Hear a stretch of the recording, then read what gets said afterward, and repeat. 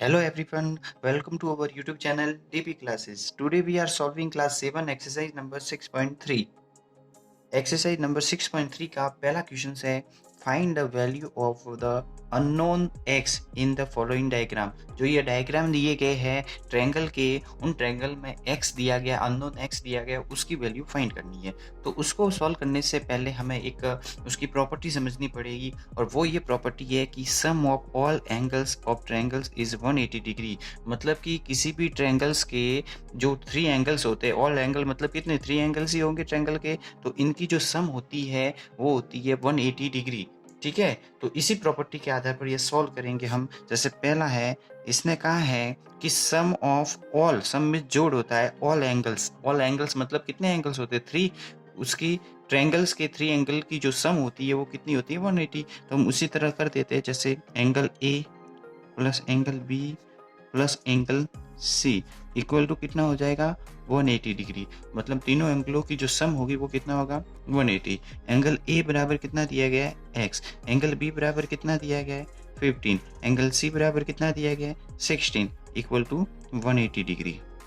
अब हम क्या कर देंगे, इनकी जोड़ कर लेंगे। 50 प्लस 60 कितना हो जाएगा 110 इक्वल टू 180।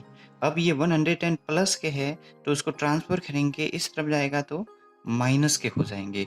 अब ये क्या हो जाएगा 180 माइनस 110 कितना हो जाएगा 70 डिग्री। इस प्रकार हमने अननोन एक्स की वैल्यू पहले डायग्राम के निकाल दी। अब दूसरा हम सॉल्व करने जाए, दूसरे में भी ऐसे कैसे होगा कि तीनों एंगल की जोड़ कर लो, एंगल पी, एंगल क्यू और angle plus angle R. Angle P plus angle Q plus angle R equal to 180 degree होगा। एंगल पी का मान कितना है 90 डिग्री, एंगल क्यू का मान कितना है 30 डिग्री, और एंगल आर जो कि एक्स दिया गया, इसको मैंने नहीं लिखा, इसको लिख देता हूँ, एक्स दिया गया है। ठीक है, और ये हो गया 180 डिग्री। अब 90 प्लस 30 कितने हो जाएंगे, ये हो जाएगा 120 डिग्री प्लस एक्स बराबर 180। ठीक है, अब 118 उसमें से माइनस कर देंगे 120 को, कितना बच जाएगा 60 डिग्री बच जाएगा। इस प्रकार दूसरे डायग्राम का भी हमने निकाल दिया। अब है तीसरा डायग्राम। तीसरे डायग्राम को हम यहाँ पर सॉल्व करेंगे। इसमें वो कब हुई कि angle x plus angle y plus angle z equal to 180 हो जाएगा। मतलब तीनों एंगल की जो सम होती है 180 होती है, ये एंगल प्रॉपर्टी वाली का। ठीक है, फिर एंगल x बराबर 30 दिया गया है, देखो, प्लस एंगल y बराबर 110 दिया गया है, और एंगल z बराबर x दिया गया, उसको ऐसे के ऐसे लिख दिया। ठीक है, 110 और 30 को जोड़ा तो कितना हो गया 140 हो गया, x का x हो गया 180। अब ये x प्लस के 140 है, इस तरफ जाएंगे तो कितना हो जाएगा माइनस के 140 हो जाएंगे। तो x बराबर कितना हो गया 40 डिग्री आ गया। ठीक है, इस प्रकार हम अननोन x की वैल्यू तीनों डायग्राम में निकाली। बाकी के जो 3 बचे हैं डायग्राम वो आपके होमवर्क के लिए है। अगर क्वेश्चंस नहीं आते हैं तो आप कमेंट बॉक्स में लिख देना, मैं बाकी 3 के लिए भी अलग से एक वीडियो बना लूँगा। 6.3 का वीडियो नंबर 2 है, जिसमें कहा है कि find the value of unknown X and Y. हमने 6.2 में पढ़ा था कि एक्सटीरियर एंगल होता है, उसके ओपोजिट वाले इंटीरियर एंगल होते हैं, उनकी सम के बराबर होता है। तो ये भी उसी प्रॉपर्टी के आधारित सवाल है, सेकंड वाला सवाल। अब कैसे करेंगे, तो देखिए, जो मैंने कहा था कि जो एक्सटीरियर एंगल होता है, एक्सटीरियर मतलब बाहर वाला एंगल, ये एक्सटीरियर एंगल 120 ये किसके बराबर होगा, उसके ओपोजिट मतलब उसके सामने वाले दो जो एंगल होते हैं उनकी सम के बराबर। तो इसके ऑपोजिट x और 15 है, तो इन दोनों की सम करवा ली। सम करवाने का मतलब जोड़ करवा ली। अब 120 ये प्लस के 15 है, इस तरफ आएंगे तो माइनस के हो जाएंगे। 120 में से 50 गए तो कितने बच गए 70 डिग्री बच गए। तो इस प्रकार x की वैल्यू तो आ गई। अब निकालनी है हमें y की वैल्यू। तो y की वैल्यू अभी हम सवाल करके आए पहले, उसमें हमने प्रॉपर्टी पढ़ी थी कि तीनों एंगल की जो सम होती है वो 180 डिग्री होती है। इसी प्रकार ये भी करना पड़ेगा। तो ये 15 प्लस ये y प्लस ये x ये तीनों एंगल लिख दिए मैंने 15y और ये x, ये किसके इक्वल होंगे 180 डिग्री के होंगे, क्योंकि ट्रायंगल के तीनों एंगल्स की सम होती है वो 180 डिग्री होती है। 15 का 15 लिख दिया, प्लस y का y लिख दिया, और x की वैल्यू अभी भी निकाल ली है 70, तो 70 डिग्री लिख दी, बराबर 180 डिग्री। अब 50 प्लस 70 कितने होते हैं 120, प्लस y बराबर 180 डिग्री। अब 120 प्लस के है इस तरफ जाएंगे तो क्या हो जाएंगे, माइनस के हो जाएंगे, और y की वैल्यू हमारे आ जाएगी 60 डिग्री। ठीक है, तो समझ में आया y की वैल्यू और x की वैल्यू। अब दूसरा सवाल करते हैं। तो दूसरा सवाल थोड़ा समझने लायक है। उसमें हमें यहाँ पर दिया गया y और इसी के सामने 80 दिया गया है।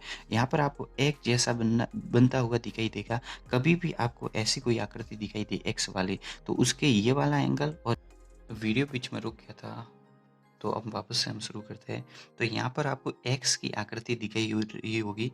अगर आपको कहीं पर भी x जैसी ऐसी आकृति दिखाई दे, तो उसमें ये वाला एंगल और उसके सामने वाला ये वाला एंगल, ये अल्टरनेट ऑपोजिट एंगल्स होते हैं, और ये दोनों इक्वल होते हैं। या फिर ये वाला एंगल और उसके सामने वाला ये वाला एंगल, ये वाले इक्वल होंगे। क्यों? क्योंकि उसमें प्रॉपर्टी लगती है अल्टरनेट ऑपोजिट एंगल्स, और वो इक्वल होते हैं। यहाँ पर भी हमें ऐसे ही देखने को मिल रहा है कि ये y है और उसके ऑपोजिट ये 80 डिग्री है, तो y बराबर 80 डिग्री हो जाएगा, अल्टरनेट ऑपोजिट एंगल। फिर हमें वापस का वो ट्रायंगल्स का रूल लगाना है कि 15 प्लस x प्लस y, तीनों एंगल्स की सम 180 डिग्री होगी। ठीक है, 15 का 15 लिखा, x का x लिखा, और y की वैल्यू अब की बार 80 आई है तो 80 का 80 लिख दिया।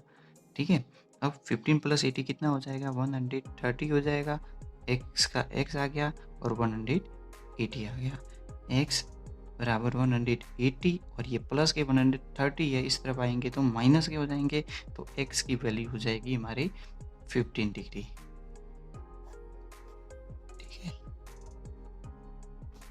ठीक है। अब हमारा तीसरा सवाल है, इसको भी सॉल्व करना है, x और y की वैल्यू ज्ञात करनी है। तो सबसे पहले हम ये ट्रायंगल्स ले लेते हैं।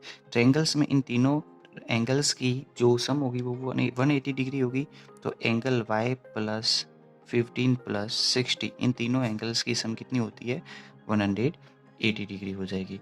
ठीक है, तो एंगल्स y 15 प्लस 60 कितना होता है 10 होता है। ठीक है, और ये हो जाएगा 180, एंगल्स y का y हो जाएगा। अब 180 उसमें से ये प्लस का इस तरफ आया तो माइनस का 110 हो गया, तो एंगल्स y बराबर कितना आ गया 70 डिग्री। y की वैल्यू 70 डिग्री आ गई।